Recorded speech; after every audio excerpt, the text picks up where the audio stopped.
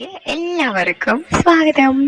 പുതിയ സ്റ്റോറി ആര്യന്റെ വിനോദങ്ങൾ എന്നാണ് കേട്ടോ. അപ്പൊ നോക്കിയാലോ. എന്റെ തോളിൽ തട്ടി വിളിക്കുന്ന ബസ്സിലെ പയ്യന്റെ ശബ്ദം കേട്ടാണ് ആര്യൻ ഞെട്ടി ഉണർന്നത്. അതെ, സ്ഥലമെത്തി. മന്ദാരക്കടവ്. തന്റെ ഇടം കണ്ണ് തിരുമ്മിയുടച്ച് എഴുന്നേറ്റുകൊണ്ട് ആര്യൻ ആരോടെന്നില്ലാതെ ചോദിച്ചു. ആ, അത് തന്നെ. സ്ഥലമെത്തി, ഇറങ്ങിക്കോ. പെട്ടെന്ന് തന്നെ തന്റെ കയ്യിലിരുന്ന ഹാൻഡ് ബാഗും എടുത്ത് തോളിലിട്ടുകൊണ്ട് ആര്യൻ ബസ്സിൽ നിന്നും ഇറങ്ങാൻ തുടങ്ങിയതും അപ്പൊ ഇത് വേണ്ടേ എന്ന് ചോദിച്ചുകൊണ്ട് കണ്ടക്ടർ പയ്യൻ അവനിരുന്ന സീറ്റിന് ഫുട്ബോർഡിന് ഇടയിലുള്ള ഗ്യാപ്പിലേക്ക് കൈ ചൂണ്ടിയതും വലത് കൈപ്പത്തിക്കൊണ്ട് സ്വന്തം തലയിൽ 2 തട്ട് കൊടുത്ത ശേഷം സോറി എന്നും പറഞ്ഞുകൊണ്ട് ആര്യൻ തന്റെ പെട്ടി എടുക്കാനായി തിരിഞ്ഞു. ഒടുവിൽ ആ പയ്യൻ തന്നെ അതെടുത്ത് കയ്യിൽ കൊടുത്ത ശേഷം അവനോട് ഒരു താങ്ക്സും പറഞ്ഞുകൊണ്ട് ആര്യൻ ബസ്സിൽ നിന്നും ഇറങ്ങി. ബസ് പോകുന്നത് നോക്കി ആര്യൻ നിന്നപ്പോ അതിലുണ്ടായിരുന്ന കുറച്ചു പേര് എവിടുന്ന് വരുന്നടാ ഇവനൊക്കെ എന്ന മട്ടിൽ തന്റെ മുഖത്ത് നോക്കിയിരുന്നത് അവന്റെ ശ്രദ്ധയിൽപ്പെട്ടു. ഒരു ജാള്യത തന്റെ മനസ്സിൽ അനുഭവപ്പെട്ടെങ്കിലും ബസ് അകന്നു പോകുന്നത് വരെ മാത്രമേ അത് നിലനിന്നുള്ളൂ. ഒരു ദീർഘനിശ്വാസം പുറപ്പെടുവിച്ചുകൊണ്ട് പെട്ടിയും തൂക്കി ആര്യൻ തന്റെ നേരെ മുന്നിൽ കണ്ട ചായക്കട ലക്ഷ്യമാക്കി നടന്നു. പെട്ടിയും തൂക്കി നടന്നു വരുന്ന തന്നെയും നോക്കി കടത്തിണ്ണയിലിരുന്ന് ചായ കുടിക്കുന്ന ഒരു മുത്തശ്ശനെ കണ്ട് ആര്യൻ ഒരു ചിരി കൊടുത്തെങ്കിലും പുള്ളി അത് മൈൻഡാക്കാതെ കയ്യിലിരുന്ന് പാതി തീർന്ന പഴംപൊരിയിൽ വീണ്ടും ഒരു കടി കൂടി കൊടുത്തുകൊണ്ട് ചായ കുടി തുടർന്നു. അവൻ കടയ്ക്കുള്ളിലേക്ക് കയറി. അകത്ത് കയറിയ പാടെ എന്താ വേണ്ട എന്ന് ചോദിച്ചുകൊണ്ട് കയ്യിലെയും തോളത്ത് കൂടി ഒരു തോർത്തും മാത്രമേ ധരിച്ച് ഏകദേശം 60-65 വയസ്സ് പ്രായം തോന്നിക്കുന്ന ഒരു പുള്ളി വന്നു. ഒരു ചായ എന്ന് പറഞ്ഞുകൊണ്ട് ആര്യൻ ഒരു ബെഞ്ചിലേക്ക് കയറിയിരുന്ന് തന്റെ കയ്യിലുള്ള പെട്ടിയും ബാഗും തൊട്ടരികിലായി വെച്ചു. പിന്നെ ഒരു കാര്യം കേൾക്കണോ, നമ്മൾ പുതിയൊരു സ്റ്റോറി ചെയ്തിട്ടുണ്ട്. പുതുവർഷ രാവിൽ പപ്പയുടെ വെടിക്കെട്ട്. നല്ല അടിപൊളി സ്റ്റോറിയാണ്. കേൾക്കാൻ താല്പര്യമുള്ളവർ ഇൻസ്റ്റയിൽ ചോദിച്ചോളൂ കേട്ടോ. ഒരു ചായ എന്ന അകത്തേക്ക് വിളിച്ചു പറഞ്ഞ ശേഷം കടയുടെ ഒരു മൂലയ്ക്ക് കിടന്നിരുന്ന മേശയുടെ അടുത്ത് ഇട്ടിരുന്ന കസേരയിലേക്ക് അയാളും വന്നിരുന്നു. അതിൽ നിന്നും കടയുടെ ഉടമസ്ഥൻ അദ്ദേഹമാണെന്ന് ആര്യൻ മനസ്സിലാക്കി. കട ഉടമയുടെ കഴിക്കാൻ എന്തെങ്കിലും എന്ന ചോദ്യം കേട്ട് ആര്യൻ അയാൾക്ക് നേരെ തിരിഞ്ഞു. ഒന്ന് പുഞ്ചിരിച്ചുകൊണ്ട് ഒന്നും വേണ്ട എന്ന് മറുപടി കൊടുത്തു. വാച്ചിലേക്ക് സമയം നോക്കിയതും മുന്നിലേക്ക് ഒരു ചായ നിറച്ച ഗ്ലാസ് ടപ്പ് എന്ന് പ്രത്യക്ഷമായതും ഒരുമിച്ചായിരുന്നു. എന്തോ ആര്യനൊന്ന് ഞെട്ട്. അത് കണ്ട് തന്റെ മുന്നിൽ നിന്നും ആരോ ചിരിക്കുന്ന ശബ്ദം കേട്ടാണ് ചായ കൊണ്ടുവന്നയാളെ ആര്യൻ ശ്രദ്ധിക്കുന്നത്. ഒരു കള്ളിമുണ്ടും പച്ച ബ്ലൗസും ധരിച്ച് ഏകദേശം 45-നും 50-നും ഇടയിൽ പ്രായം തോന്നിക്കുന്ന ഒരു ചേച്ചി. ഇടത് തോളിൽ നിന്നും താഴേക്ക് ബ്ലൗസിന് മുകളിലൂടെ പേരിന് മാത്രം ഒരു ചെറിയ തോർത്ത് ധരിച്ചിരിക്കുന്നു.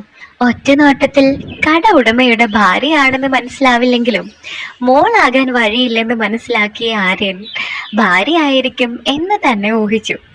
അത് പിന്നീട് ശരിയാവുകയും ചെയ്തു. ഞൊടിയിടയിൽ ഇത്രയും ചിന്തിച്ച ആര്യന്റെ ചെവിയിലേക്ക് വീണ്ടും ആ ചിരിയുടെ ശബ്ദം മുഴങ്ങിയപ്പോ അവൻ സ്വബോധത്തിലേക്ക് തിരികെ വന്നു. അവനും പുള്ളിക്കാരിയെ ഒന്ന് നോക്കി ചമ്മിയെ ചിരിച്ചിരിച്ചു. ഉറങ്ങുമായിരുന്നു. കളിയാക്കിയ മട്ടിലുള്ള ആ ചോദ്യം കേട്ട് അല്ല എന്ന് ആര്യൻ മറുപടി കൊടുത്ത ശേഷം ചായ എടുത്ത് അവരെ നോക്കിക്കൊണ്ട് തന്നെ ചുണ്ടോട് ചേർത്തു. എന്ന് മൂളിക്കൊണ്ട് അവരവനെ നോക്കി ഒരു ചിരി കൂടി പാസാക്കിയ ശേഷം അകത്തേക്ക് പോയി. എന്റെ പൊന്നോ എന്ന് മനസ്സിൽ പറഞ്ഞ് ചായ കുടിച്ചോണ്ടിരുന്നു. അല്ല, ഇവിടെ ഒന്നും ഇതിനു മുന്നേ കണ്ടിട്ടില്ലല്ലോ, എവിടുന്നാ? അല്പം വൈകിയാണെങ്കിലും കടയുടമയുടെ ആ ചോദ്യം കേട്ടപ്പോ ആര്യന് സന്തോഷം തോന്നി.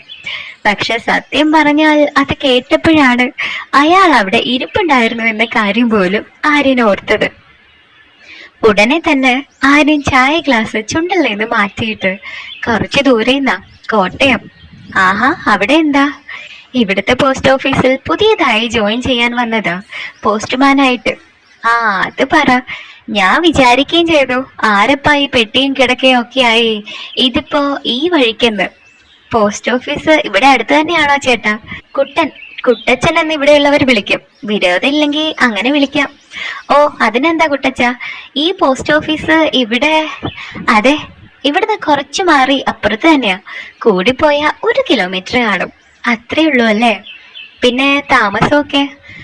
ചോദിക്കാൻ മറന്നു. പെട്ടെന്ന് എന്തോ ഓർത്ത പോലെ ആര്യൻ ഷർട്ടിന്റെ പോക്കറ്റിൽ നിന്നും ഒരു കടലാസ് കഷ്ണം എടുത്ത് കുട്ടച്ചന്റെ കയ്യിൽ കൊടുത്തു. ഇതെവിടെയാണെന്ന് അറിയാമോ എന്ന് ചോദിച്ചു. കുട്ടച്ചൻ അത് വാങ്ങി ഒന്ന് നോക്കിയ ശേഷം, വിചാരിച്ച പോലെ തന്നെ, ഊഹം തെറ്റിയില്ല. നമ്മുടെ തോമാച്ചന്റെ വീട് പോസ്റ്റ് ഓഫീസിലോട്ട് പോണ വഴി തന്നെ. വഴി ഞാൻ പറഞ്ഞു തരാം. അത്രയും പറഞ്ഞപ്പോഴേക്കും വീണ്ടും കുട്ടച്ചന്റെ ഭാര്യ അവിടേക്ക് വന്നു. അവരെ കണ്ടതും കുട്ടച്ചൻ, എടിയേ, ദേ ഇത് നമ്മുടെ പുതിയ പോസ്റ്റ്മാനാ ഈ ഇരിക്കുന്നത് എന്നും പറഞ്ഞ് പരിചയപ്പെടുത്തി. ആര്യൻ അവരുടെ മുഖത്തേക്ക് നോക്കി ഒന്ന് പുഞ്ചിരിച്ചു. ആഹാ, ഞാനും വിചാരിച്ചു ഇവിടെ ഒന്നും കണ്ടിട്ടില്ല എന്ന്. ഏതായാലും നന്നായി. പുതിയ ആള് 2 ദിവസം വൈകിയാണെങ്കിലും എത്തിയല്ലോ. അത് പിന്നെ പെട്ടെന്നായിരുന്നു ജോയിനിങ് ലെറ്റർ കിട്ടിയത്. ഇങ്ങോട്ടേക്ക് വരാനുള്ള ഒരു സാവകാശം കിട്ടിയില്ല. അതെ 2 ദിവസം വൈകിയത്. സത്യം പറഞ്ഞ ജോലിക്ക് കയറുന്നതിന് മുമ്പ് തന്നെ ലീവ് എടുക്കേണ്ടി വന്നു. ഇനിയിപ്പോ നാളെ ഞായറല്ലേ, മറ്റന്നാൾ മുതൽ കാണും. അല്ലേലും ഇവിടെ ലീവ് എടുക്കുന്നതും എടുക്കാതിരിക്കുന്നതും ഒക്കെ ഒരുപോലെയാ. ഇവിടെ അങ്ങനെ കത്തയക്കാനും കിട്ടാനും ഒന്നും ഒരുപാട് ആളുകളില്ലെന്നേ. അതുകൊണ്ട് പറയത്തക്ക വലിയ പണിയും കാണുകയല്ല. പക്ഷെ പറഞ്ഞിട്ടെന്താ കാര്യം? ഇങ്ങോട്ടേക്ക് പണിക്ക് വരുന്നവരൊക്കെ ആരെയിലും കയ്യും കാലും പിടിച്ച് ഇവിടുന്ന് പോകാൻ നോക്കും. പറഞ്ഞത് കുട്ടച്ചനായിരുന്നു. അതെന്താ, ഈ സ്ഥലത്തിന് എന്തെങ്കിലും പ്രശ്നമുണ്ടോ കുട്ടച്ച? ഏയ്, അതൊന്നും അല്ലെന്നേ. ഈ പട്ടിക്കാട്ടിലൊക്കെ അല്ലേലും ആര് നിക്കാനാ? ഇവിടെയുള്ളവരൊക്കെ ഇവിടുത്തുകാർ തന്നെയാ. പിന്നെ നിങ്ങളെ പോലെയുള്ള സർക്കാർ ജീവനക്കാർ ഇങ്ങനെ പുറത്തു നിന്നും വന്നാൽ ആയി. നിങ്ങളെ പറഞ്ഞിട്ടും കാര്യമില്ല. എന്താവശ്യത്തിനും ഇവിടുന്ന് ടൗണിൽ പോകണം. എന്നാലോ ആകെ ഒരു ബസ് ഉള്ളത് രാവിലെയും വൈകിട്ടും മാത്രം.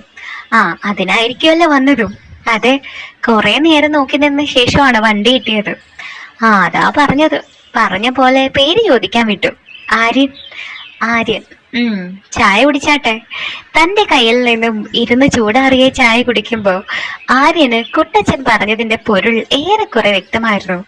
കാരണം ഇങ്ങോട്ട് എത്തിപ്പെടാൻ തന്നെ അവൻ നന്നേ പാടുപെട്ടിരുന്നു. ഈ നാടിന് പുറത്തുള്ളവർക്ക് ഇങ്ങനെയൊരു സ്ഥലം ഉണ്ടെന്ന് പോലും അറിയുമായിരുന്നില്ല. ടൗണിൽ നിന്നും ഏകദേശം 2 മണിക്കൂറോളം വേണ്ടി വന്നു ഇവിടെ എത്താൻ തന്നെ. ആര്യൻ ഓർത്തെടുത്തു. ചായ കുടിച്ച് തീർത്തുകൊണ്ട് ആര്യൻ പെട്ടെന്ന് തന്നെ എഴുന്നേറ്റ് കുട്ടച്ചന്റെ കയ്യിൽ പൈസയും കൊടുത്ത് തോമാച്ചന്റെ വീട്ടിലേക്കുള്ള വഴി ചോദിച്ച് മനസ്സിലാക്കി ഇറങ്ങി.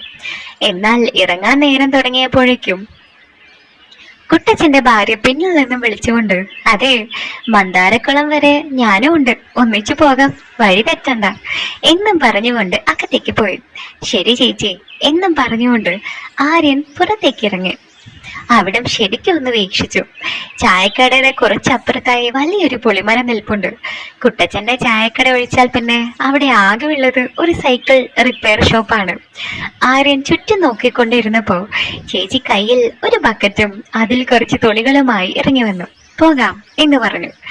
ആര്യൻ കുട്ടച്ചനോട് കാണാമെന്നും പറഞ്ഞുകൊണ്ട് തന്റെ പെട്ടിയും ബാഗും എടുത്ത് ഇറങ്ങി അവരോടൊപ്പം നടന്നു. ഒരുപാടുണ്ടോ ചേച്ചി നടക്കാൻ? ഹേയ്, കുറച്ച്. എന്റെ പെട്ടിയും തൂക്കി നടക്കാൻ ബുദ്ധിമുട്ടുണ്ടോ? ഹേയ്, എന്നാലും കുറച്ച്. വെളുപ്പിന് ഇറങ്ങിയതാണേ, നല്ല ക്ഷീണമുണ്ട്.